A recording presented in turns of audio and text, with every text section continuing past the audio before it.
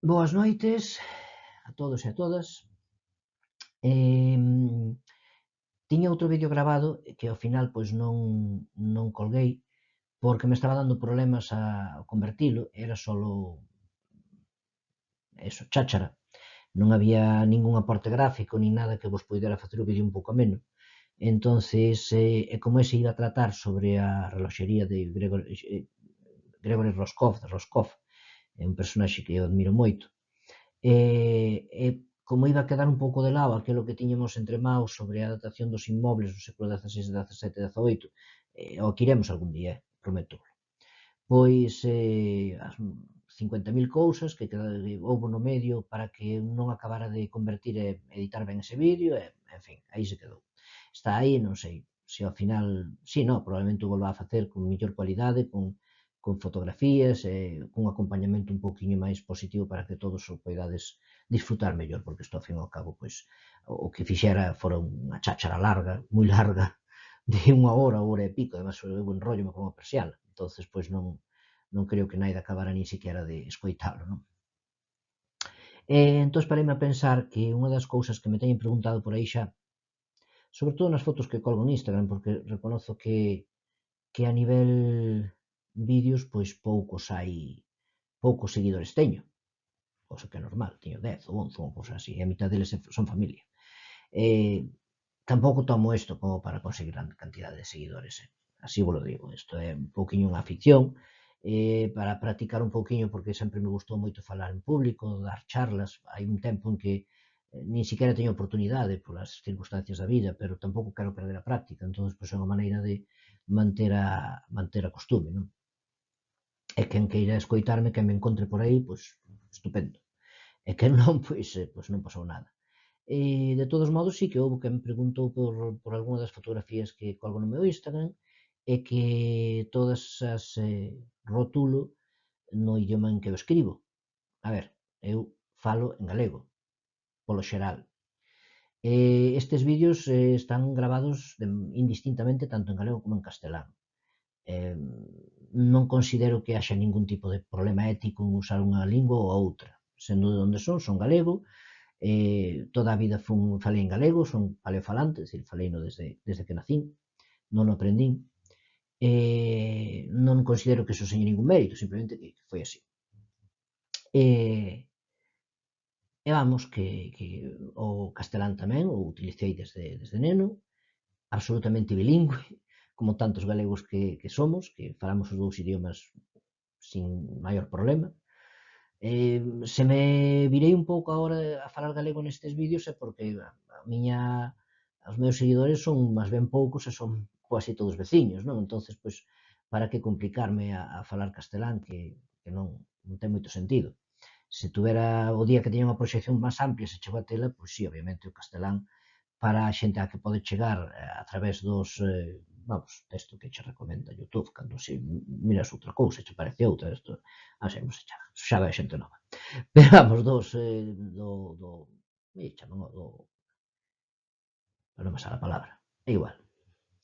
Eh, o invento este que teñen as redes para que che aparezan cousas cando tú non sabes nin que a querías buscar, pero efectivamente querías buscala e che aparece. Pois esa cousa. O máis probable é que lles halla a xente de por aquí, é dicir, de Galicia e máis do entorno de Galicia. Non é probable que lle vai a salir a xente de Portugal. Sorprendentemente, cruzas a fronteira e aínda que esteñas usando os mesmos buscadores, todo igual, as diferencias son moi grandes. Non sei cal é o motivo, pero sí, sucede así. Entonces, sí, probablemente se chegara a ter moita proxección, que non o creo, pois acabaría utilizando o castelán, sí. Non vexo ningún problema ético en usar unha lingua ou outra, para nada. Ao contrario, inda que son un gran defensor da miña lingua e son reintegracionista, que é do que vamos falar neste vídeo, do reintegracionismo, non? Considero que os nacionalismos señan centrífugos ou centrípetos, é dicir, que pretendan buscar unha nación unificadora, como pode ser o nacionalismo español, ou neste caso o nacionalcatolicismo da época do dictador Franco, ou calquera dos nacionalismos españoles que buscan a recentrificación de todas as comunidades autónomas da España, de outros partidos políticos, non vou entrar neso. Ben sabedes de quen falo sin necesidade de que me complique moito. Ou igual que os nacionalismos centrífugos, como pode ser o catalán, o Euskal Herria, ou o galego, todos eles precisan indispensablemente de unha importante dose de,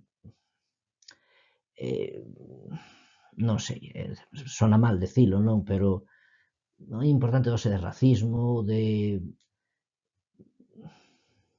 Un non pode buscar ser mellor que os demais sin ter por detrás connotacións tendendo a bastante desagradables. Eu considero que somos todos moi parecidos, non iguales. Que as linguas son todas parte integrante do noso ser, sexa o español dunha persona de Andalucía como o galego dun galego, non desmerecen en absoluto unha persona coa outra, non escoitas cousas como a hora de, a ver, no meu traballo, que eu traballo con xente de toda España, de todo o mundo, para min toda a xente ten o mesmo valor. Entonces, doime especialmente esa rabia que se lle ten a veces á xente que ven de fora, cando somos iguales, ou cando non somos iguales somos moi parecidos. E as diferencias que poida haber, veránas eles tamén en nos outros, é dicir que esa rabia hacia o de fora tan necesaria, obviamente ese racismo que necesita todo o nacionalismo, a verdade é que me repugna bastante. Entonces, non me considero nacionalista, se queredes, hasta me considero internacionalista. É dicir, son unha persona do libre mercado, donde as fronteiras me parecen ferramentas en proceso de caducidade. Por desgracia, agora estánse recuperando moito, pero, bueno, Dios queira que non seña por moito tempo, que todo este efecto que a inmigración provocada polos cambio climático, por unha serie de circunstancias, pois causou, non? Eu non sei. Creo que nosotros nos buscamos os problemas por outros lados, non pola xente que nos veu a traballar as nosas terras, pero, en fin, podes entender hasta certo punto que iso provocara que moita xente lle encontrara certo atractivo esas ideas donde se ve o estranxeiro como agresor, que che rouban o traballo, que non sei, cousas que eu non, desde logo non comparto. Pero non comparto por un lado nin polo outro, é dicir, non comparto que unha persoa do norte de África que veña a vivir aquí, veña a roubarnos nada. Eu entendo que esa persoa, se se adapta ás nosas costumes, obviamente o vello refrán sigue aí e seguirá para sempre, a onde vais fai o que vexas, non? Está claro. Eu conozo máis ben en castelán, onde fueres a do que vieres, pero funciona perfectamente, non?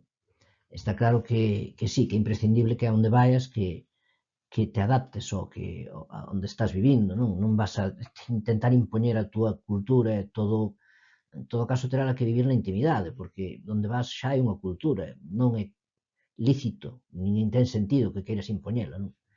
Pero, aparte diso, desde logo, a persoa que ven aquí a traballar ten absolutamente todos os dereitos para medrar, crecer, para ter éxito na nosa terra, para compartir con nosotros todo, as cousas boas, as cousas malas, e se efectivamente así o fan, a maior parte da xente así o fai, e quen comete un error, pois efectivamente terá que pagalo, non? Nunha prisión, se é un error grave, nunha prisión española ou en todo caso se require de extradición, pois nunha prisión do seu país de orixe. Pero sin ningún tipo de limitación, é dicir, esa persoa ven, vive aquí e vive baixo as nosas normas, porque é onde está a vivir, non está a vivir na súa terra, está a vivir noutra terra, baixo as súas normas vive con absoluta liberdade, ou así o entendo eu. Ou igual que esa persona do norte de África ten absolutamente todos os dereitos que temos nós tamén, pois unha persona de Madrid, ou de Barcelona, ou de calquer outro sitio da España, se ven a Galicia, debería ter tamén todos os mesmos dereitos que tería un galego calquera, non? Entonces eu, sinceramente, esa visión donde o galego está por encima, por algún motivo, non? Inda que se queira asentar en que durante moito tempo foi considerado inferior, bueno, pues non lle encontro sentido. Vivimos na actualidade, e na actualidade, pois, A idea, para min, correcta, é que todos somos iguales ante a lei está en cada sitio, respetándoa, pois non debería haber ningún tipo de problema, como non hai, efectivamente, para convivir. Cando menos, repito, donde efectivamente sí se respetan as leis, non? Bueno, é un rollo complicado porque eu entendo que isto me vai escoitar moi pouca xente, entón non vai importar moito, pero pisamos sempre pois, un montón de cuidado con este tema, porque é tremendamente delicado, non? Donde estás, a veces hai xente coa que estás falando que ve a inmigración, logo, os migrantes como positivos, e ao mesmo tempo pois ven como moi negativo, pois agora chamanlles fodechinchos, é dicir, estas persoas que veñen durante o verán a pasar o verán aquí e a gastar diñeiro, non? En moitos casos. E que son de outras partes da Península Ibérica e que non teñen os nosos costumes e que, en fin, veñen exixindo tamén que se acepten as súas, bueno, como a veces tamén o exixe un inmigrante, non? Eu creo que nese pequeno erro tanto do inmigrante do migrante de outros países, como neste caso do turista, chamémoslle migrante de lecer, de temporal de outra partes da península, pois un erro perdonable, que se debe correxir cunha cordial conversación e razonamento entre partes e que respetando as leis de cada país, ou neste caso, as leis consuetudinarias de cada comunidade, todos temos exactamente o mismo raseiro, estamos todos ao mesmo nivel e todos somos exactamente iguales ante os homes, ante a lei e ante Dios, para os que creemos neso. Por eso que si queda bastante claro que eu pois, non comparto moito do que é o nacionalismo, nin os nacionalismos esos centrífugos, como sería o galego no meu caso, nin os nacionalismos centrípetos, como sería, por exemplo, o nacionalismo español ahora mismo que está tan de boga. Neste caso, pois, vería con malos ollos ao turista, porque vennos a roubar, non teño moi claro o que, e ven aquí a facer algo mal, que tampouco teño moi claro o que, e o outro vería como algo malo o migrante que ven doutro país e que busca ganarse a vida aquí e que tamén fai algo. Non teño moi claro o que mal. Repito, cando se respetan as costumes e as leis de cada país ou de cada comunidade, non hai nada malo, en nada. O mundo é para todos. Como suele dicir, o mundo non é cangado, toda a terra é país. Estamos cheos de refráns na nosa riquísima lingua galega para poder tocar ese tema, poder tratar ese tema. En caso de que non se faiga, de que non se respete, pois débese educar para que se respete, eso sí, é imprescindible. E se a falta de respeto é delictiva, débese aplicar a lei como se aplica para os nacionales, non? Ou os rexionales, falemos de rexión ou falemos de Estado. Queda claro un pouquinho a miña visión sobre o que é sobre os nacionalismos, non? Porque agora vou entrar no tema do reintegracionismo e, ao mellor, algúns quedas un pouco confusos e non quero, para nada. Para min outro tema absolutamente distinto é a lingua. A miña lingua é o galego. Querolle moito, é o que falei toda a vida, no que fala a miña filla, no que falan meus pais, falan meus avós, probablemente tendo en conta que ningún de nós fomos nada especial, é dicir, toda a miña familia, ou moi especial, pero vamos, non fomos estudiados, como se dicía antes, eu son o primeiro en todo caso, na miña familia. Toda a miña familia foron ganaderos, meu pai non, meu pai foi funcionario, pero co estudio, co bachiller superior, como se dicía antes, nada máis. Pero para atrás, ganaderos, pérdese nos séculos. Sabe Deus cantos séculos vivimos na mesma terra, moramos por Mondoñedo e máis arredores. Eu veño de Valadouro, pero a miña familia é de Figueiras, aquí dunha parroquia cerca de Mondoñedo, unha parroquia cerca do casco, da montaña. Hai documentación na casa de fai 500 anos, é dicir, que levamos aquí desde sempre. E probablemente a nosa lingua foi desde sempre, desde que o mundo é mundo, tendo en conta que a nosa mobilidade limitada a nivel territorial o galego. Entón, obviamente, é unha lingua que lle quero moitísimo e que defendo con todo o meu corazón. A miña maneira principal de defendela e de poñela en valor foi ensinar a miña filla só galego. Sabía que o castelán o iba a aprender con facilidade na escola, como así é. Ela é bilingüe á perfección, do cal estou moi orgulloso. Non considero que seña ningún mérito non saber falar castelán, que quede claro, que sei que, tal e como as leis están hoxe en día, non iba a ter problema en aprender o castelán pola súa conta, dicir, de min só conoceu o galego. Cando tocou e foi preciso falar castelán, tamén se falou diante dela, pero principalmente porque as outras persoas non entendían con corrección a lingua na que estábamos falando, e xa que temos unha lingua común, que menos que utilizala, non? Para min a lingua non é unha ferramenta de agresión, non é un machado, non é unha brosa, como decimos aquí, palabra que dicen de orixe suevo. Non, a min a lingua é unha ferramenta de unión, e cando tes a fortuna de conocer a lingua que te une co teu veciño, o mínimo é utilizala. Igual que uso os poucos xiros que conozo do árabe por unha namorada que tuve xa fai moitos anos, que efectivamente era árabe, e cos musulmáns que viven no noso entorno, o gallá soubera máis, e uso o inglés o mellor que poido, ainda que o meu inglés non é precisamente maravilloso, pero uso o inglés o mellor que poido cos peregrinos, con toda a xente que me vende de toda Europa e de medio mundo, e que recibo todas as semanas, que menos que sabendo, sendo absolutamente bilingüe, tanto no galego como no castelán, usar o castelán cando me é requerido, porque a outra persona ou non entende ou dice que non entende, aí non entro. Pero a mí outra das ferramentas que teño para defender o meu idioma é iso, ser reintegracionista. E iso é o que vamos hoxe. Iso é o que vos vou explicar hoxe. Porque iso, moitas persoas me preguntan en que escribo os rótulos das miñas fotografías de Instagram.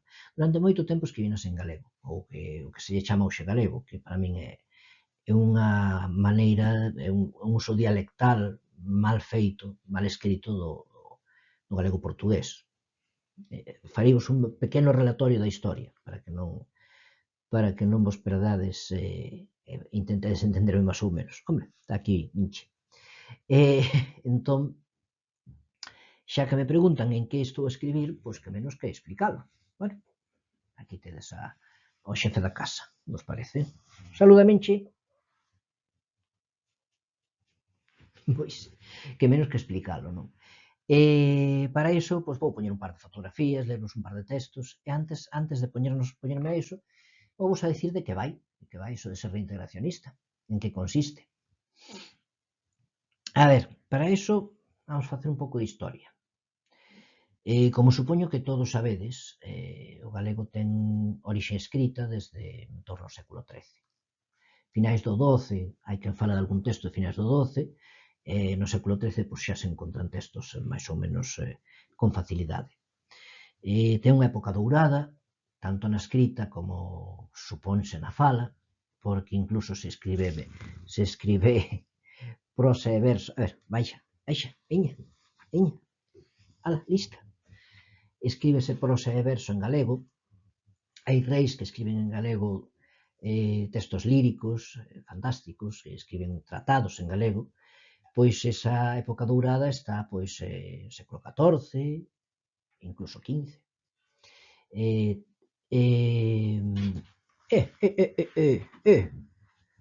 Ala, fuera! O que hai que aguantar. Temos dous, Pasei que este normalmente non é tan pesado, pero bueno. Non se cortou, non se cortou. Bueno, pois durante todo ese período, precisamente a partir do século XIV, Portugal empeza a ter entidade territorial propia, como tal. Podemos xa considerar que Portugal é un novo estado. Aínda non podemos falar exactamente de estados, pero bueno, é un reino con reis que xa se distan moito dos de Castela. Non vou meter aquí a facer unha historia de Portugal, pero digamos que a partir desa época xa podemos falar dunha privatividade do reino de Portugal en todos os seus aspectos, incluso no cultural. Nese momento, obviamente o que se falaba tanto arriba do Miño como abaixo do Miño era exactamente o mismo. O que se escribía tamén era exactamente o mismo. Sabémolo tanto nas cantigas como na prosa documental de cualquier notario. Incluso vos incluirei aí 2 documentos, un de Mondoñedo e outro de Porto, leerémolos para que vexades que as diferencias son mínimas. Un é de en torno a 1360 e pico de ave e outro de 1402. Veredes que, pois sí, son dos documentos notariales, dos instrumentos notariales, un é unha concambia, me parece, ou unha venta, ou algo así, e outro, pois, é un instrumento notarial tamén, vulgar e corrente, dos cales hai miles nos tomos e nos arquivos municipais e catedralicios. Veredes como as diferencias son moi escasas, as mesmas que pode haber pois, un documento que se encontrara en Mondoñedo con un que veña dun arquivo pois non sei, de Ourense. Diferencias propias da dialectalidade local. Son dialectalidades locales do mesmo idioma, un idioma que estaba afianzándose como diferente ao castelán. Estamos aínda en época de desprendimento da lingua do latín, un desprendimento paulatino. Pensade que aínda no século XVI moitos teóricos da lingua dudan de que o portugués seña unha lingua. No século XVI falan aínda de que o portugués é un dialecto do castelán. Entón, realmente ese proceso é paulatino. Obviamente, no século XVI hai moitos que o dudan, pero moitos que xa teñen claro que sí, non? Que é unha lingua distinta. Pero o momento en que se separa e que finaliza a dialectalización dun idioma e pasa a ser un idioma, pois é máis ou menos, leva máis ou menos tempo, non? Pois ben, sabemos que nese momento, e incluso ata o século XV, a lingua que usamos a un lado e outro do miño é exactamente a mesma, non? A partir do século XV, por cuestións políticas, obviamente, o Reino de Portugal afiánzase como reino, xa como Estado, e Galiza pasa a ser unha parte integral do Reino de Castela e a posteriori do Reino de España. Portugal impón a súa lingua, sí, impón a súa lingua, tanto no seu territorio nacional, do seu territorio, vamos, Portugal peninsular, como nas súas colonias. E ainda hoxe así sucede. Hai moitos sitios onde se fala portugués en todo o mundo. España, pois, tamén impón a súa lingua. É dicir, non é algo propio dos pérfidos españois, é dicir, era o habitual. Impón a súa lingua, que é o castelán, e impón sobre as minorías, tanto sobre o catalán como sobre o galego, como sobre o euskera, como sobre o asturleonés e como sobre outras linguas que xa teñen desaparecido, que xa prácticamente non se falan. Do asturleonés quedanos apenas un par de sitios por onde quedan, acaba un cheo de pelos de gato, claro. Pero, bueno, se non queren acabar así, non ter gatos. Sí, quedan aí un par de sitios onde ainda se fala o asturleonés, queda a zona, unha boa zona de Asturias, onde se fala iso que eles chaman a fala, que basicamente é un tipo de asturleonés. Esas linguas ou quedan moi absorbidas polo castelán ou desapareceron. No galego non lle pasou iso, o galego mantúvose, mantúvose moi semellante ao seu irmán do sul hasta bastante tarde. Sabemos, iso sí, que dende o século XV ata o século XIX o galego deixa de escribirse. Frai Martín Sarmento, por exemplo, un dos nosos insignes escritores, ademais morador en Mondoñedo, pois comenta na súa obra, pois defendendo o galego como lingua, defendendo o galego como lingua principal, non dialecto, etc. Comenta que o uso do galego é incluso anterior ao do castelán, e senón, en todo caso, que desgaxaríanse ao mesmo tempo do latín. É moi curioso ese momento do até o século XIX, dende o século XV, en que os diferentes teóricos da lingua pois andan un pouquiño as apalpadas co que nos queda do galego medieval. Bueno, agora liei-me un pouquiño. Volvemos ao tema, non? O que sí que sabemos é que durante todo ese tempo o galego deixou de escribirse. E dicía que Martín Sarmento dice precisamente por non escribirse consérvase en mellor Estado, porque non ten maneira de que pola escrita entren palabras que o deformen. Unha teoría bastante simpática, pero bueno, non me vou enrollar neso, senón acabámonos indo polos cerros estes de Úbeda e falando de todo menos do que queremos falar. A cuestión é que sí, que efectivamente hai unhos séculos aí que se veñen a chamar en Galicia os séculos escuros, onde o galego non se escribe. E non só non se escribe, senón que o tempo pasa e chega a non saberse que se escribira nunca. É dicir, cando no século XIX se volve cos nacionalismos, cos regionalismos do XIX, co romanticismo, basicamente, onde se busca o feito diferencial, cada rexión quere ser distinta, quere ser especial.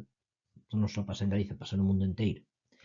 E se empeza a mirar con outros ollos distintos o galego. É curiosísimo ver como no século XVI, inciso, entre comillas, abro aquí un paréntesis, un lingüista decía que na España se falaba un idioma, que era o idioma principal, era o castellano, era o español, e pois falábase un idioma vulgar, que se podía encontrar en Galicia, que se podía encontrar en Portugal, en certas zonas de Asturias e de León, estaba colocando ao mesmo nivel como unha especie de dialecto do castelán ao portugués e ao galego, moi curioso. Estamos falando dun momento en que Portugal pertenecía a España, non? Foi na época en que Felipe II, a través de nexos matrimoniais, pasaron un tempo sendo baixo a mesma coroa, estando baixo a mesma coroa. E houve que algún lingüista que sacou esa teoría é un pouco fantasiosa. E bueno, eso é un inciso simplemente.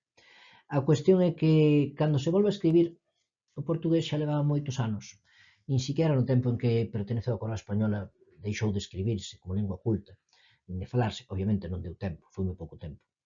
Tendo a súa propia literatura, a súa propia cultura, a súa propia prosa, verso, etc. Levaba tempo estendéndose xa, tendo territorio en ultramar, onde se falaba tamén, onde se xeneraban instrumentos, tanto legales como literatura artística, por chamar de algún modo, e onde xa tamén se crearon unha gramática estable, fixa e pola que guiarse á hora de escribir. Esa gramática non só mamara, igual que sucedeu con Nebrija co español, dos textos medievales, é dicir, da evolución no castelán, neste caso Nebrija, neste caso o portugués medieval, senón que tamén fora produto da mistura de todas as linguas coas que entrara en contacto o portugués durante todos estes séculos de vida. Estamos falando do século XV aproximadamente, hasta o século XIX, que cando poñemos o renacimento do galego, pois obviamente as linguas das que absorbera e coas que convivira o portugués foran moitas. E de todas esas linguas, pois obtivera préstamos, cando había un neoloxismo, pois obtivera pola súa conta, non se o tuvemos que obter de algún lado, tivémoslo do castelán, porque era a lingua que tiñamos de mal, e máis cerca, e además non tiñamos entidade territorial, entón era moito máis complexo, non había contactos a nivel de iguales entre linguas. O galego non podía estar en contacto a nivel de igual co francés porque era unha lingua falada polo pobo e non escrita. O portugués sí que o era. Entón o portugués tiña efectivamente a súa gramática, o seu léxico, estaba estructurada. O galego, cando esta nova xeración de intelectuales de finais do XIX, a partir de mediados, incluso antes, xa no 18 se empezan a ver intereses polo galego como lingua, pero obviamente o rexurdimento ven cando todos sabemos que ven, non?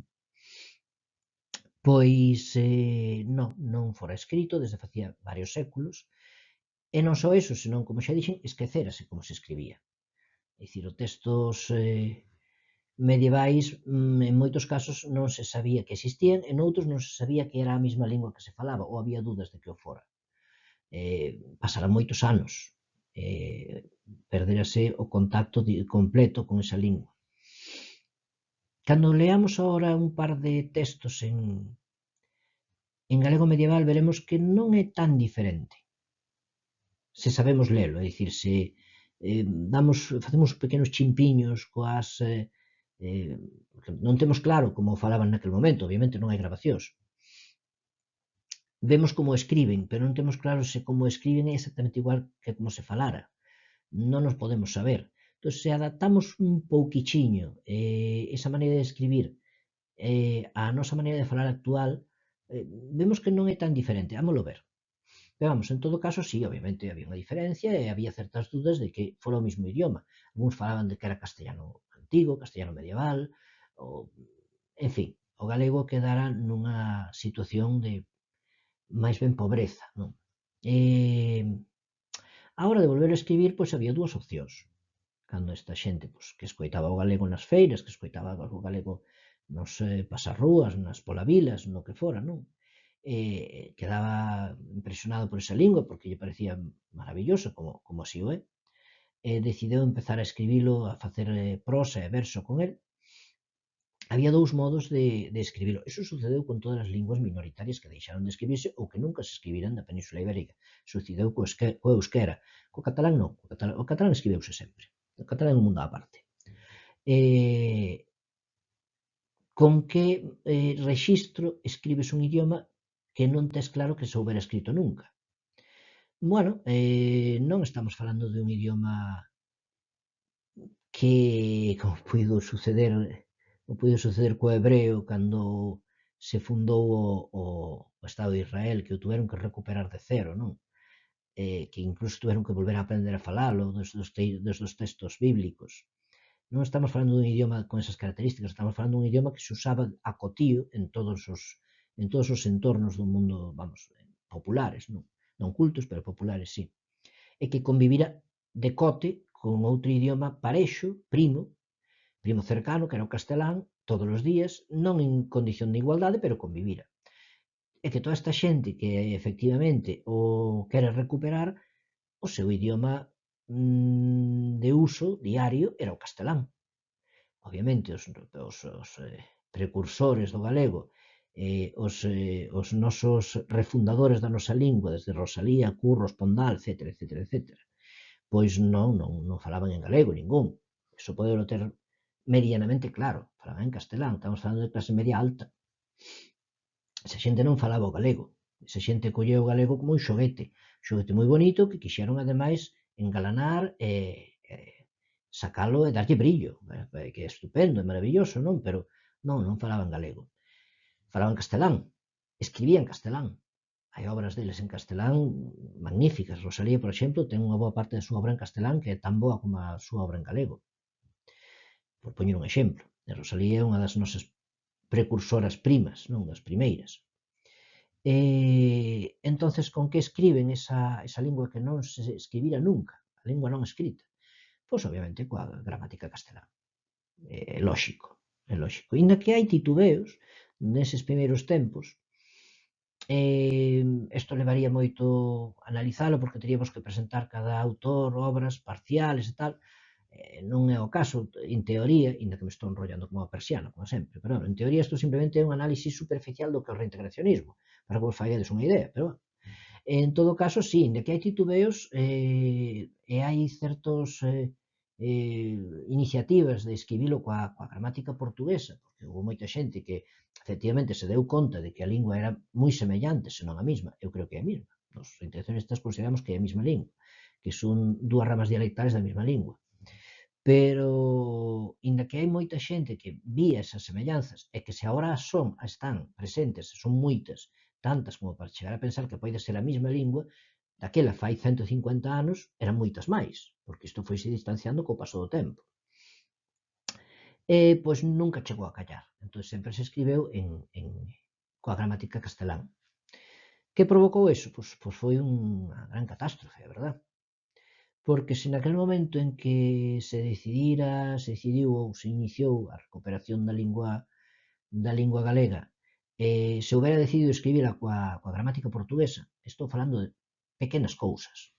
Non estou falando de cambiar todo o noso léxico, porque se houberamos utilizado a gramática portuguesa, probablemente hoxe xa seríamos parte integrante de pleno dereito da lusofonía e o noso léxico, as palabras que nos usamos, que se diferencian das portuguesas, estarían integradas dentro do dicionario portugués, entonces poderían usar unhas e máis as outras.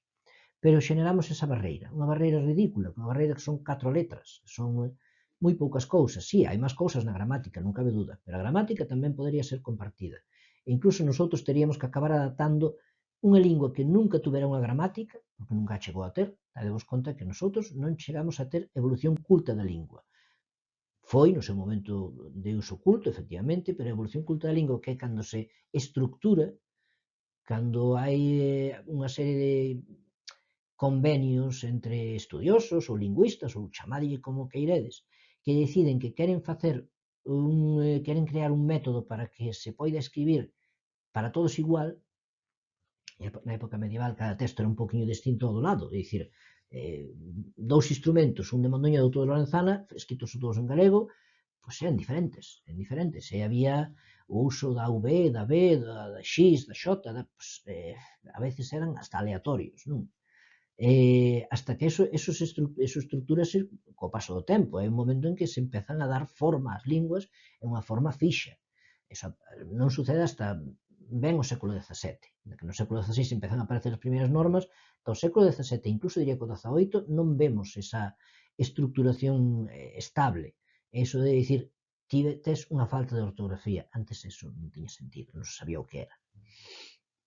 Entón, o galego nunca tuvera unha estructura, nunca fora unha lingua con estructura culta. Podíaselle dar de cero, efectivamente o que se fixo, deuselle de cero, pero deuselle de cero co castelán, coa gramática castelán. Se houbera dado de cero coa gramática portuguesa, que estaba ao mesmo nivel, coa única diferencia de que, claro, Portugal era outro estado ao que non pertenecía a Galicia, nada máis.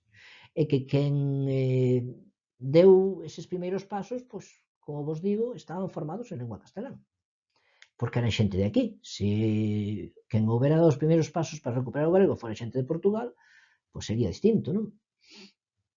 Pois houberamos tido unha lingua que se escribiría exactamente igual que o portugués e que compartiría a gramática portuguesa. Eso sin lugar a ningunha duda.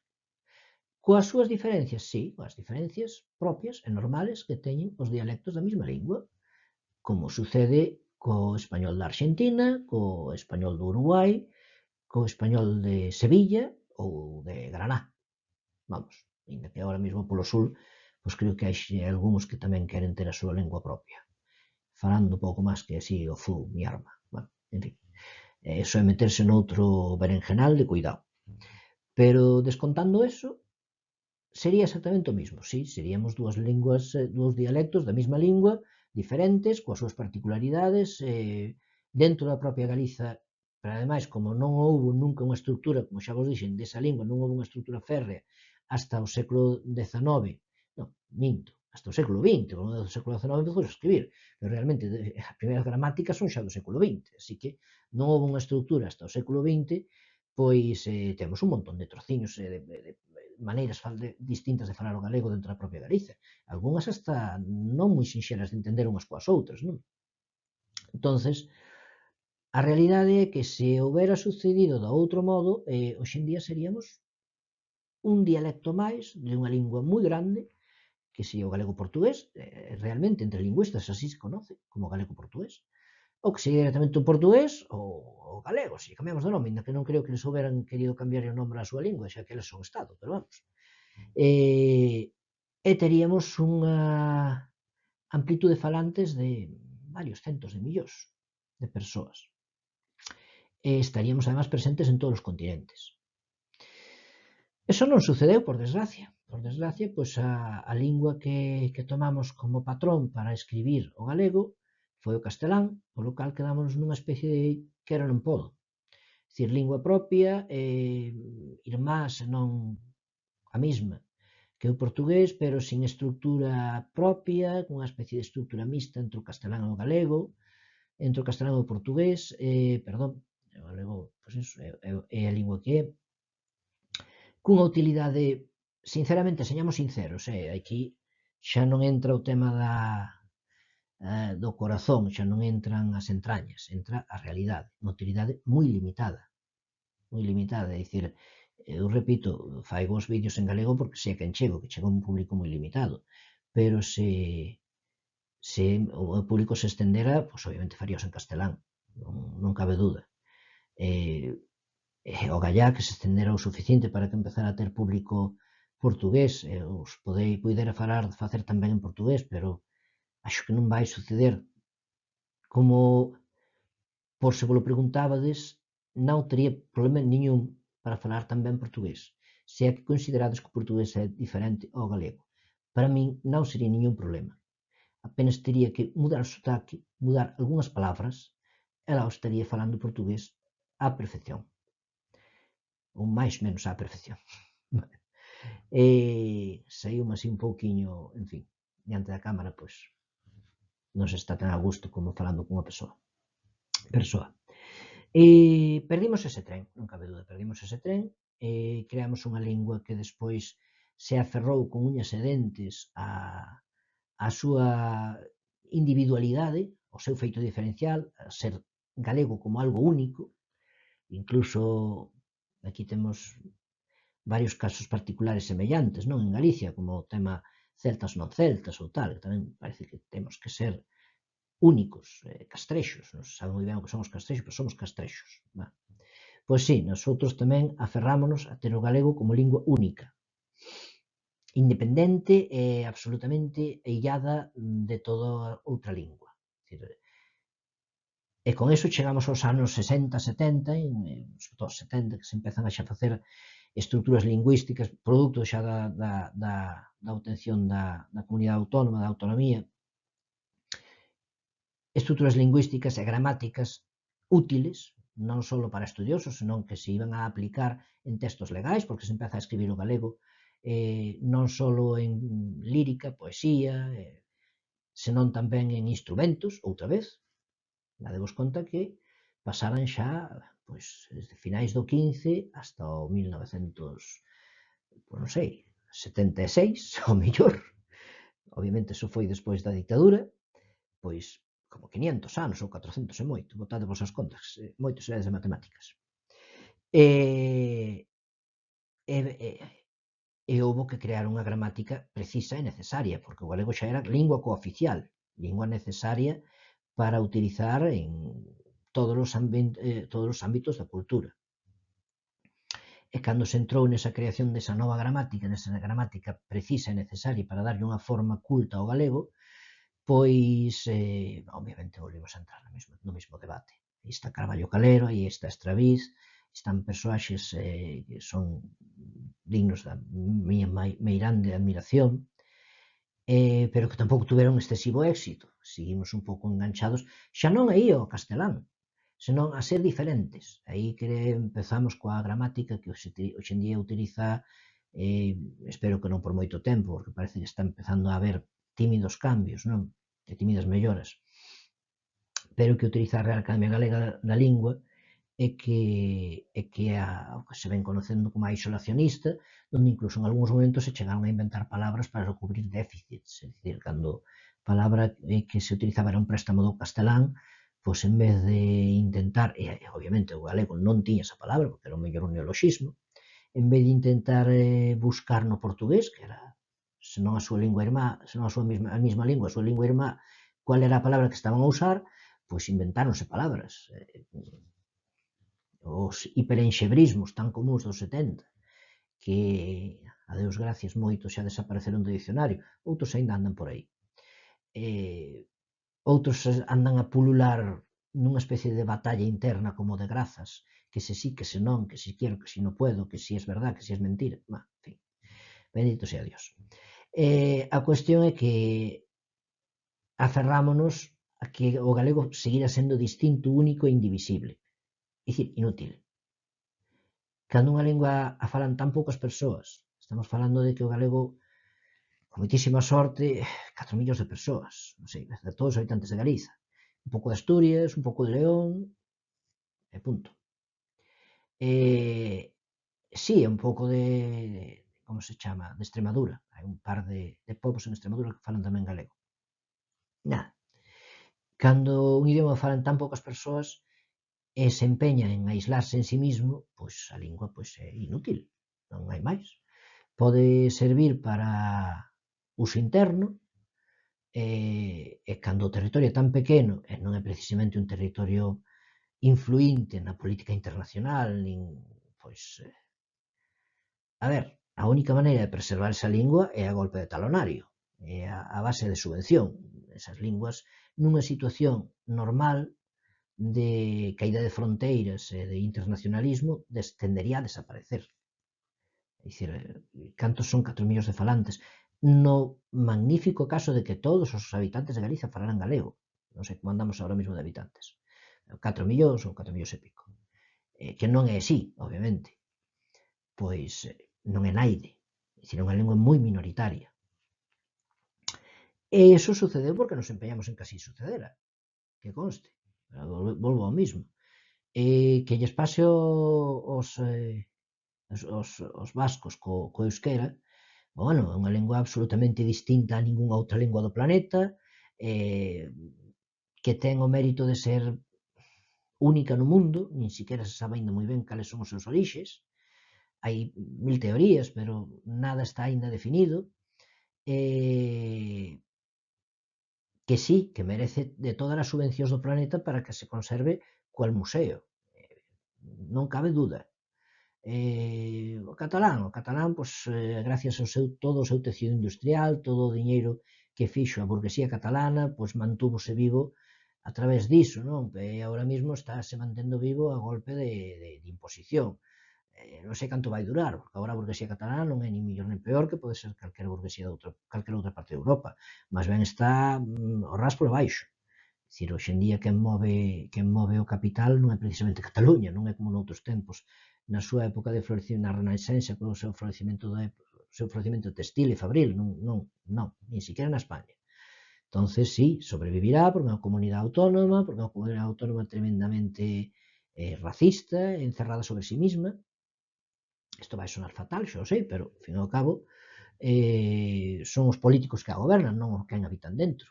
A xente que habita dentro é xente maravillosa, pero os políticos que a gobernan son o que son. É o máis cercano ao que sería un nacionalismo do malo. É dicir, como os nacionalsocialismos ou nacionalcatolicismos que tivemos durante o século XX. É o que hai. Esa obsesión impositiva da lengua como feito diferencial, o único que busca é que tú, como non sabes falala, eres peor que a min, que sí que sei, non hai máis. Pero non deixa de ser unha lingua minoritaria, e que pervivirá mentres que se poida impoñer, nada máis. En Galicia pervivirá mentres que poidamos ir apagando, é dicir, con pequenos xogos, artimañas, tirando de aquí, de alá. Bueno, agora pois hai unha youtuber que eu admiro moito e que é cubana, que se veu a vivir aquí a Galiza, a España, e que falaba obviamente castelán, además non tiña nada que ver con Galicia, era unha youtuber que sí, como todo o mundo, como prácticamente todos os cubanos tiña orixe na España, pero en Cataluña, non era en Galicia. Decideu, sin embargo, escolleu Galicia como sitio para vivir, e decideu que quería, además, aprender galego, hostia, un gran honor para nós. Pois captou na televisión da Galicia, está aí facendo un traballo con ela para presentar o galego á xente nova, porque é unha chavaliña nova. Con ese tipo de pequenas xoguetadas, pois irase mantendo, irá sobrevivindo, e roguemos a Deus que non seña por imposición legislativa, de dicir, ou falas galego ou te botamos aquí, que prácticamente o que sucede noutras zonas do territorio peninsular, porque eso pareceríame injusto e tremendamente nocivo para a propia lingua, porque eso termínase, eso non dura eternamente, cando se termina sucede o efecto rechazo, a lingua deixa de falarse de plano. Entonces non estamos falando de linguas que teñen unha proyección no tempo, estamos falando de linguas que poden ir subsistindo a base de parches e a base de subvencións, pero nada máis. E sí, está en cada un de nós, cando teñamos familia, cando teñamos fillos, transmitila, pero iso ten tamén certas limitacións, porque eses nosos fillos, cando busquen traballo, pois se o encontran en Galicia moi ben, seguirán falando galego, e se o encontran fora, pois a lingua morrerá. Porque probablemente a parexa que encontren, a muller ou home co que se xunten, pois ao mellor non queren ensinarlle a lingua galega porque o territorio onde viven non lle sirve para absolutamente nada, en fin, non era a mellor das saídas. A veces é a única, é o que sucede co euskera, non queda outra. Se queres que esa lingua sobrevivan, tes que facelo así. É o que sucede co catalán, exactamente igual. O catalán ten a sorte de ter un territorio nacional onde se fala, que é Andorra, ainda que é minúsculo, pois sí, ese territorio vamos, vehicular é o catalán, é un territorio con Estado. Aínda así, é moi pequeno o espacio que manexa nun mundo globalizado. O euskera está na mesma situación que podría estar o galego. Linguas cun territorio de falantes moi pequeno, que sobreviven só e únicamente polo apoio institucional e que se transmiten pois con moito esforzo, basicamente. Se non houber outro remedio, pois sois. Teríamos que seguir traballando con eses mimios, facendo os nosos cestos con eses mimios e durante anos ou séculos, ou que nos durara a sorte, pois seguir facendo que o galego subsistira.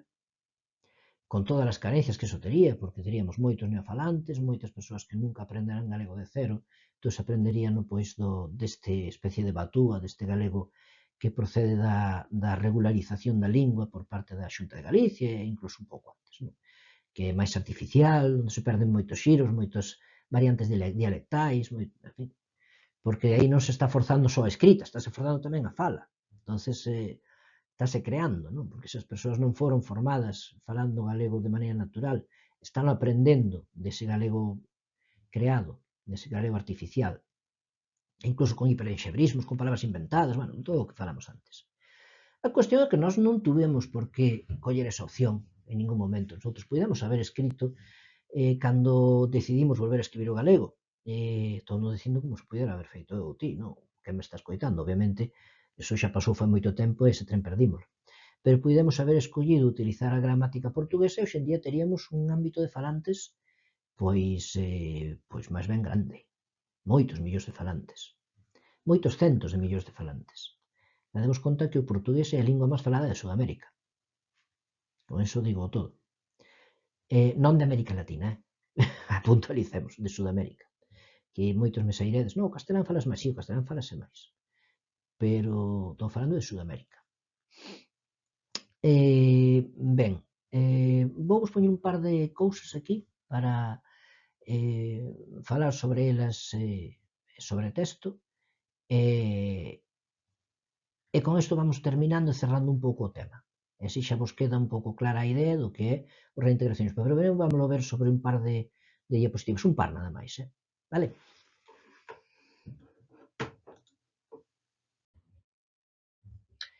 Iso, como vos dixen, traíavos aquí un par de textos, un en portugués do século XIII, 1360, creo recordar, 60 e algo, porque este está en data de era, e hai que, sabedes que hai que restar aí uns anos.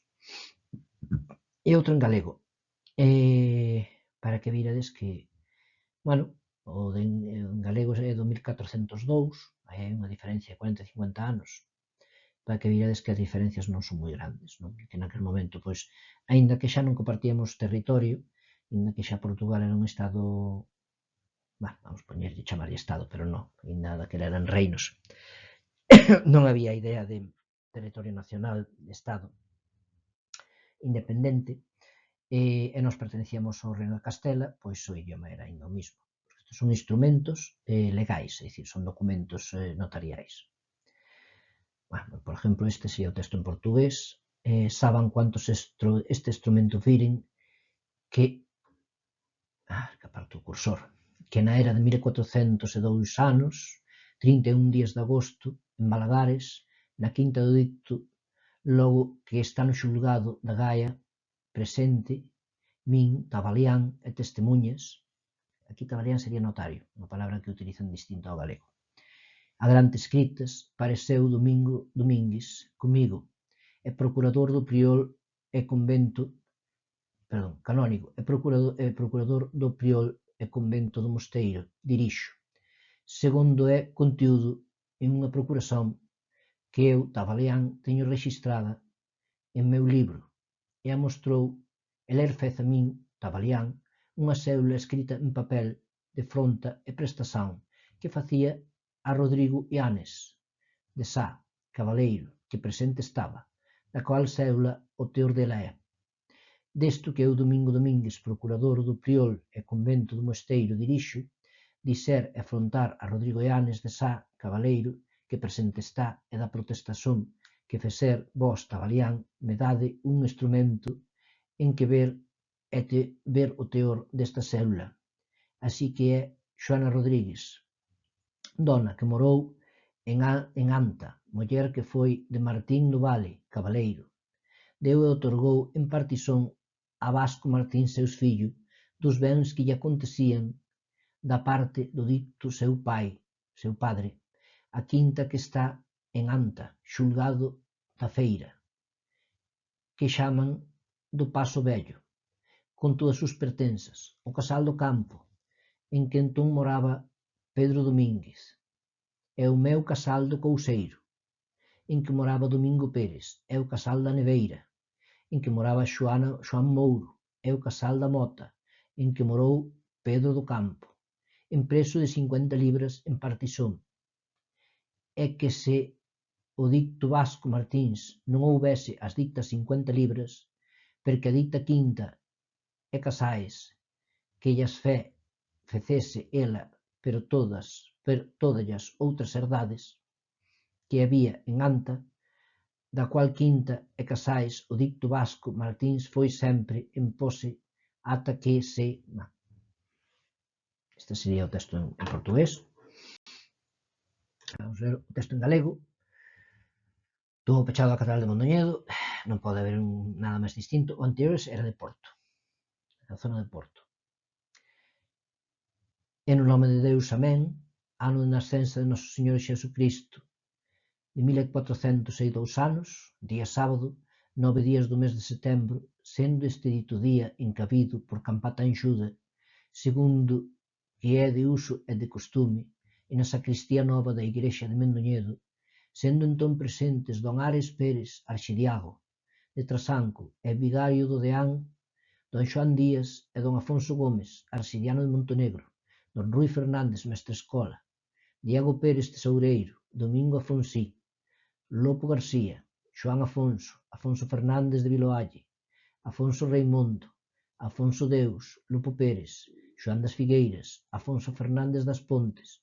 Estes sobreditas persoas e cuengos, entendendo que facían súa prol e bon paramento da dita igrexa cabido e dos outros seus sucesores que vesen despois, delles deron e taforaron por xur de herdade para sempre ao dito Afonso Gómez Arxidiago de Montenegro, para el e para a súa voz, aquelas casas do dito cabido que están ao xardín, na Rúa da Praza, cabo da Albergaría, con todos os seus saídos e bodegas, e de alpendres, e de entradas, e saídas, que lle pertencen e pertencer deben, de dereito común, como se departen da casa e torre e saído, en que ora mora o dito Arxidiago, e da outra parte topan en a praza, e da outra parte das casas e saído, en que mora Xoán das Figueiras, Coengo, e da outra parte do saído do Arxidiago de Trasancos. Estas ditas casas, segundo son determinadas, aforaron ao dito Arxidiago e con a outra casa que está encima e no dito saído. E do dito Arxidiago ha de dar e pagar et pagar el et quen ven, que adver en súa voz en cada un ano, etc.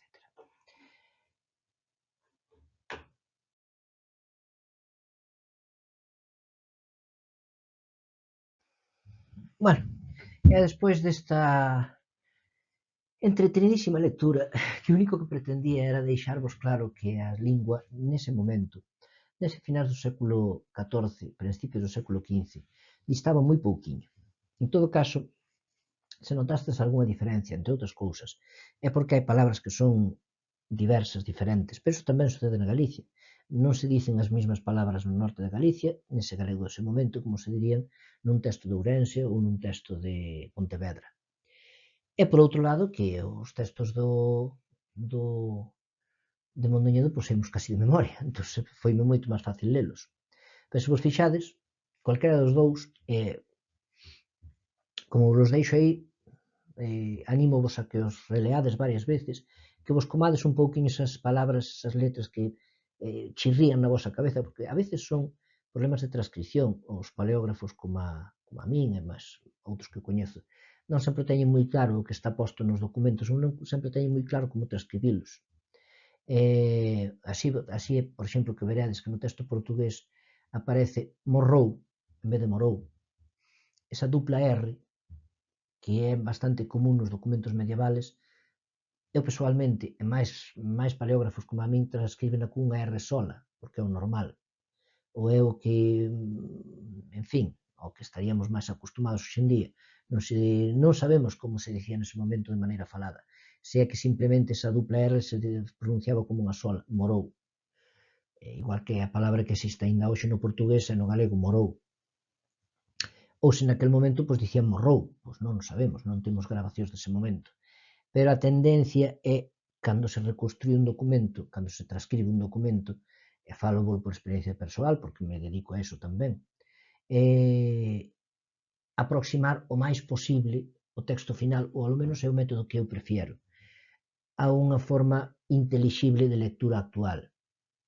Mentres que no século XVI, incluso a partir do século XVI, que a lingua se unifica e é só o castelán, incluso eu son partidario incluso de acentuar e puntuar, antes, nas linguas medievais, no galego, que se poden permitir esas licencias, como é non colocar ningún símbolo de puntuación, non acentuar en absoluto, facer unha transcripción ad literam do texto original, eu, aínda así, son partidario de acercalo o máis posible. E se hai unha dupla R que, efectivamente, se supón que sería como unha R sencilla, lela como tal. A parte diso, pois iso, invito-vos a que leades os dous textos, que lle diades voltas na cabeciña, e que vexades como efectivamente son prácticamente idénticos. É que lendo unha e outra vez, sinceramente, asemellase bastante ao galego actual. Non hai tan grandes diferencias. Tamén vos dou como exercicio que busquedes as jarchas, que se considera primeiros textos en español, e que intentedes facelos parecer en algo ao español actual. Quizá nosotros conservamos mellor a lingua por non habela escrito nunca, como dicía Fray Jerónimo Feijóo. Non o sei, pode ser. Pero, seña como seña, sí, as semellanzas son bastantes. Xa non son tantas nos textos líricos, pero eso sempre. Os textos líricos son textos líricos, é dicir, as cantigas de amor, de escarnio, de maldecer, ás veces cóstanos entendelas. E ás veces temos que rebuscar para encontrar o léxico, porque o léxico perdimos completísimamente, que hoxe en día non existe para nada. Entonces, sin embargo, os textos legales manteñen unha certa regularidade co tempo. Igual que o falado debía ser relativamente fácil de aprender para un galego actual, e para quizá máis aínda que para un portugués actual. Portugal foi collendo moitísimos préstamos ao ser Estado que nosotros non collimos. En fin, a cuestión é esa. Ahora mesmo temos esa opción na man, non?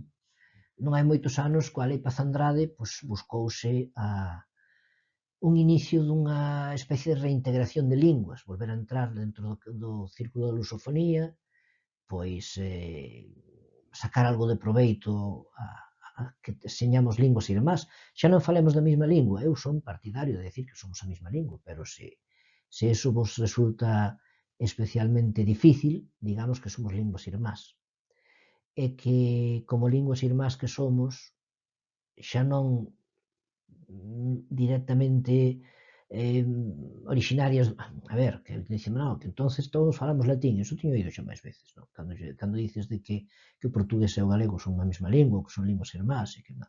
É que xa fai 500 anos, entón todos temos que volver a falar latín.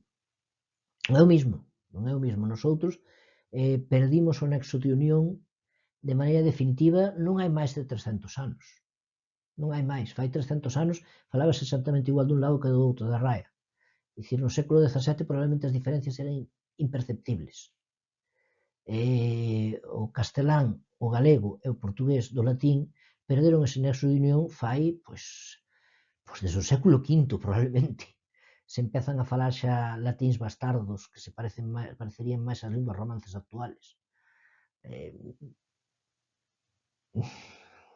1400 anos.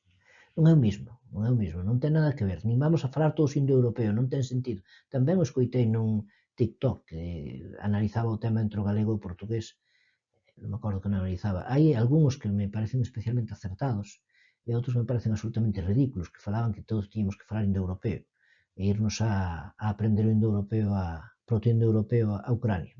En fin, sí, vamos a falar todos unha lingua de fai 5.000 anos, non te jode. Son a chorrada. Estamos falando de linguas que perderon o seu nexo de unión, a súa irmandade total, é dicir, a súa similitude absoluta fai 300 anos. Iso para unha lingua é moi pouco tempo. É moi pouco tempo. Entonces, incluso recuperalo é relativamente fácil. Comenteivos o tema do hebreo, non? O hebreo levaba sin escribirse séculos, sin falarse, só se utilizaba como lingua escrita para a lingua religiosa, para os textos da Torá e da Cábala. E cando decidiron formar Estado, tuveron a posibilidade de formar Estado, pareceme un traballo excelente por parte dos xudeus, sempre considero os xudeus como un pobo digno de admiración. E gracias que isto vai ver pouca xente porque me caerá outro montón de hate fixo. Pois colleron esa lingua que a tiñen nada máis que en textos litúrxicos e deronlle forma e puxéronse a falala. E non pasa nada. Pouco máis que arrancaron do olvido máis absoluto. Consideraron a lingua nacional e vía. Nós estamos falando cunha lingua que leva distanciada da súa irmá, pois nada, 300 anos. Entre dúas linguas iso é moi pouco. Sí, nos últimos anos de un pulo para diferenciarse moi grande. Hostia, de outras cousas porque o portugués entrou en contacto con linguas de medio mundo. Neste mapiña que os acabo de poñer, que podedes ver aí, todos os territorios da lusofonía, vedes como ocupamos o planeta inteiro, os falantes de galego-portugués. E o galego pois quedouse aquí, na nosa esquiniña, así cos nosos paraugas, cos nosos se chove que chova, e as nosas berzas, e o noso cocido. Claro, pero ese tren perdímolo, pero non quere dicir que o perderemos definitivamente. Xa vos digo, non hai moito que coa Lei Paz Andrade pois se retomou esa luta. Ademais, partindo da AGAL, da Asociación Galega da Lingua, que eu estimo moito, moito tempo que xa non estou con eles porque non teño moita opción, pero está no meu corazón. Partiu tamén a relación, porque hasta non hai moito tempo considerase que o reintegracionismo, é dicir, todos os que creíamos que o portugués e o galego deberían volver a ser a mesma lingua, polo ben do galego, sobre todo. O portugués aí non gana nada. Pois éramos todos nacionalistas por necesidade, non? Eu funo, a ver, incluso independentista, se queredes. Esas cousas suelen curarse coa idade. O problema é que se cure tamén a túa maneira de pensar noutros temas, non? É que deixes de ser feminista, que deixes de ser reintegracionista, entón estás jodido, non?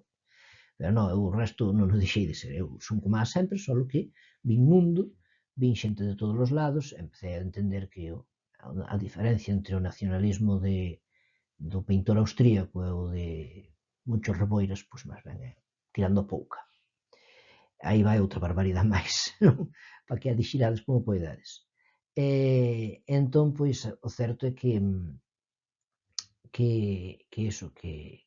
o traballo da AGAL foi fantástico, traballando coa Xunta de Galicia, neste caso unha xunta non goberna un partido de centro-dereita, aquí na Galicia, gracias a eso se conseguiron avances importantes que teñen que seguir mellorando, sobre todo ese desligamento, eso considerar que querer a túa lingua e considerar que a túa lingua pode ter millóns de falantes en todo o mundo non significa que odies a nai demais. Simplemente significa que queres a túa lingua, que queres que a túa lingua perviva e perviva ao grande, non fosilizada e metida nunha vitrina.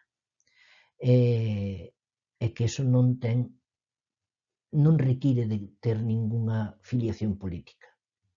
Ao contrario, desde o momento en que se considera vinculado directamente con a afiliación política esa maneira de pensar, tomou por viento, acabouse. Iso, a través da Lei Paz Andrade, pois considerouse que en moitos liceos da Galicia se estexa a dar portugués como segunda lingua,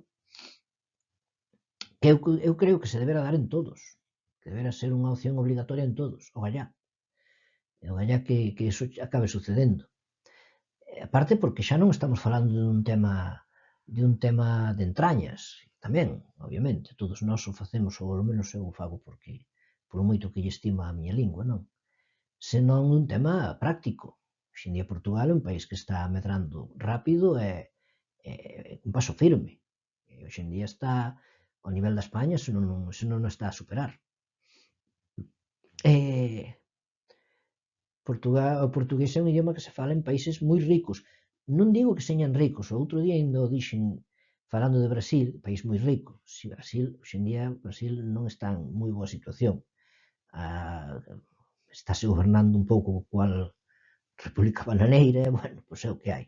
Pero non quere dicir que non seña un país moi rico, con moitos recursos naturais, con petróleo, con terras raras destas, que me chaman agora, que buscan para facer móviles, coches eléctricos e trangalladas deses. É un país moi rico, é un país que está ao nivel en certas ao nivel de Venezuela en certos aspectos, non?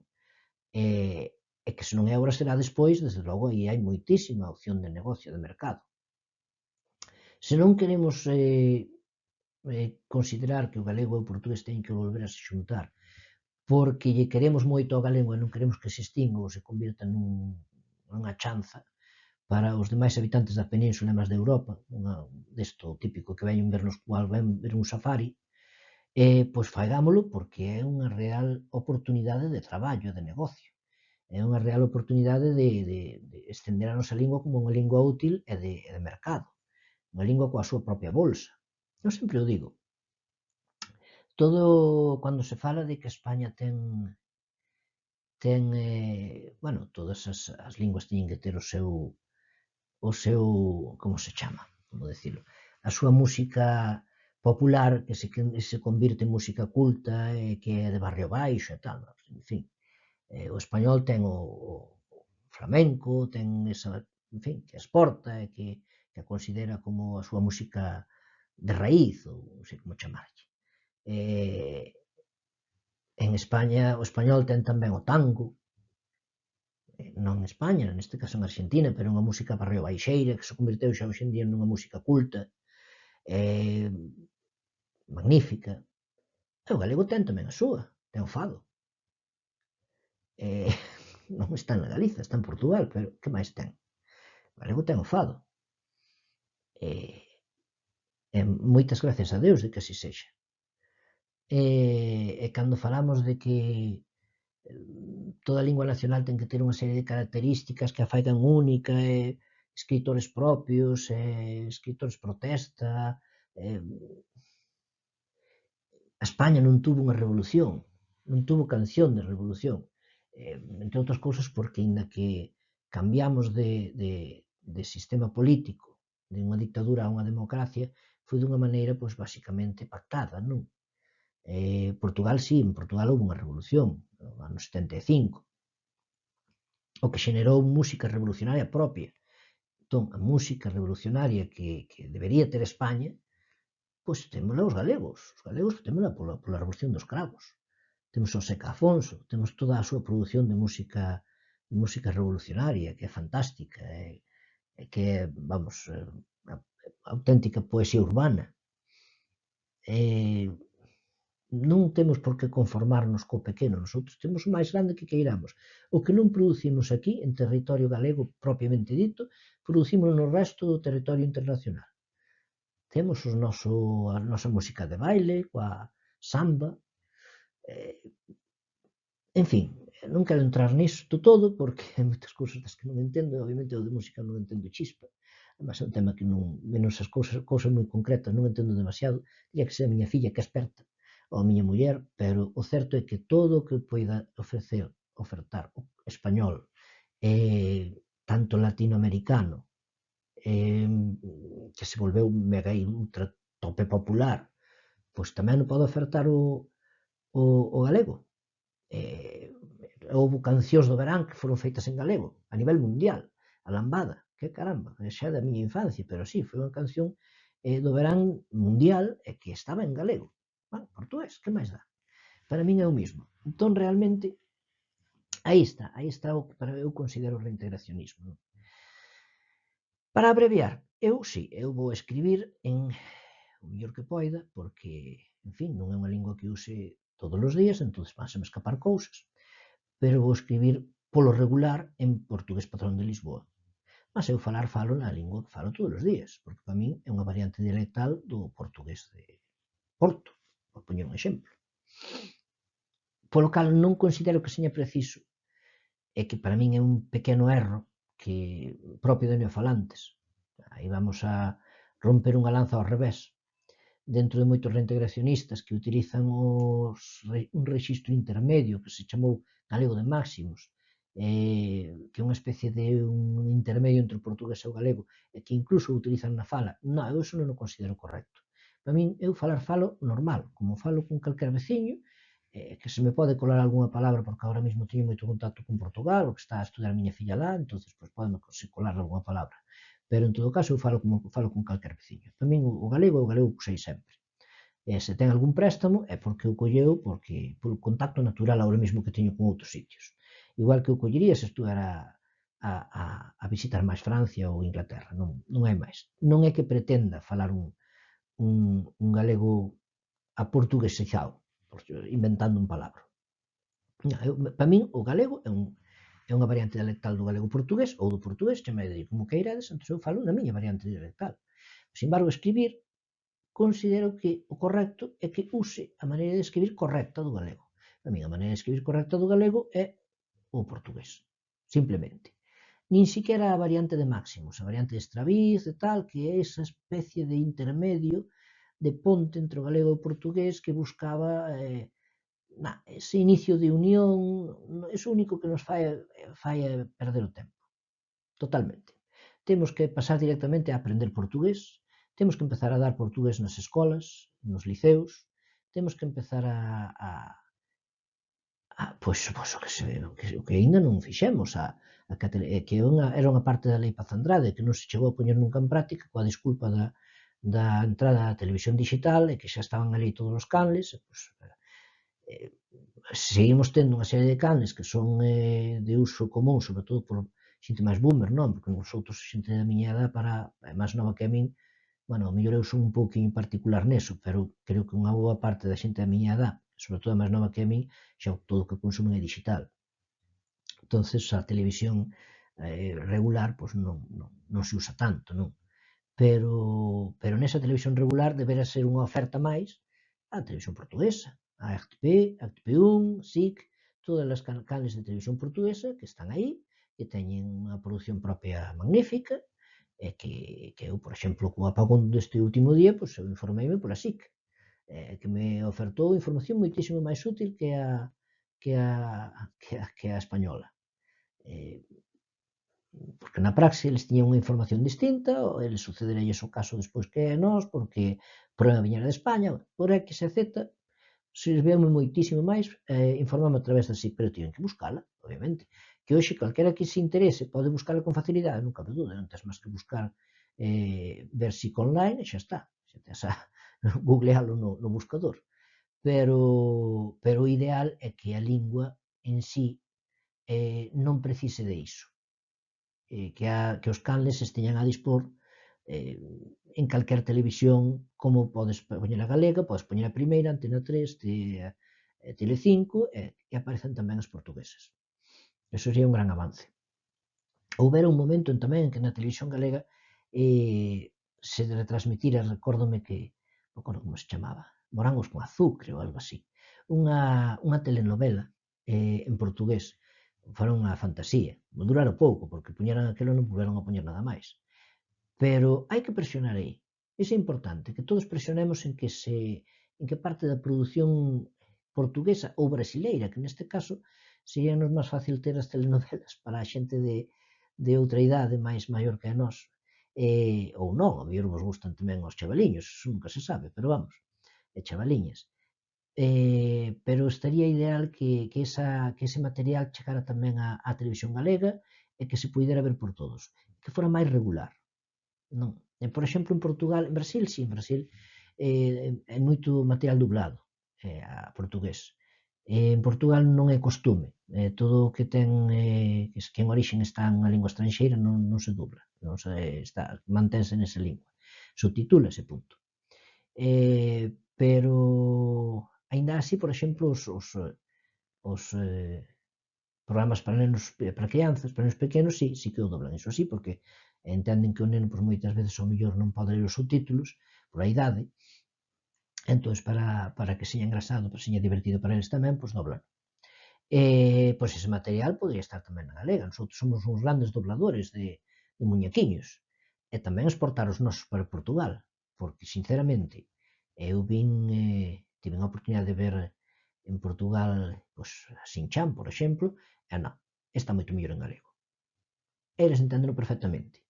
Que ao mellor lles leva media hora pillar os xiros, o sotaque, como dicen eles, o acento, e certos detalles, non? O famoso R, que nosotros tanto nos dá que facer. Ata o século XIX nin siquiera era correcto en Portugal, por iso que é algo tremendamente reciente no portugués.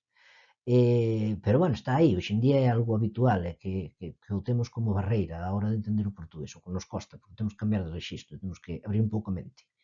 Pois ogallá que todo ese material noso tamén pasara para eles, e tuveran a oportunidade de ver Shin-chan en galego, e consideralo como parte do seu idioma. E de aí a ser un anaquiño máis da lusofonía, pois non faltaría tanto. E creo que poderíamos ter un idioma, un idioma non digo inmortal, porque todas as cousas acaban, pero con bastantes máis trazas de sobrevivir que o galego actualmente. Que as trazas que ten é unha auténtica, constante e perenne pelea política para conseguir unha pingueira máis de autonomía, unha pingueira máis de obligacións, porque xa non son dereitos, cando un idioma se impón non é un dereito, é unha obligación. Estás obligando a xente a estudalo para un idioma que ademais non ten un uso concreto, nin lle vai servir para nada nunca máis, máis que dentro do territorio nacional. É crudo dicilo, pero é así, é así. Como xeneramos tales barreiras tan sólidas entre dous idiomas irmãos, nin siquiera lle vai servir para iso, porque vai sair de Galiza e non vai entender nada en Portugal. Que iso é increíble, porque non entendo como, a min non me colle na cabeza como unha persona de Galicia pode chegar a Portugal e non entender nada. Non entendo. Non entendo porque non entendo. Pero é así sucede. Está dentro do noso chip, está dentro da nosa maneira de ver o mundo, é unha obsesión prácticamente, e así estamos. Mentres que eso non o rompamos, pois vamos manternos distanciados dunha grande oportunidade. Eu creo que iso está a cair. É un traballo que está a facer pois a Xunta de Galicia, obviamente aconsellado por outras institucións, non pola, ao mellor é algo que non partiría propiamente a Xunta de Galicia, pero bueno, e sobre todo todos os grupos reintegracionistas que están a loitar por desligar o reintegracionismo nunha ideoloxía política, porque iso sempre mata os proxectos, cando están tan ligados a ideoloxías políticas, iso son a súa morte, pero non só iso, casi todo. E intentar metelo polas fendas que poida, sin precisamente encontrar grande oposición, en moitos aspectos encontrando apoio. Falta-nos o apoio social, falta que todos nosotros vexamos iso como unha oportunidade. Bueno, aí vos deixo todo o rollo, xa vedes que esta vez foi largo e intenso. E nada máis, con iso espero que vos quede máis ou menos claro en que escribo. Está ben? Deixo-vos agora para rematar con un símbolo que me gusta moito, que é o símbolo da bandeira galega entre as bandeiras de toda a lusofonía. Non sei, o que debería ser casi que a nosa bandeira real, dun gran grupo de nacións unidos pola mesma lingua e que se estende por todo o planeta. Boa noite e, como diría o noso home do tempo, hasta mañá.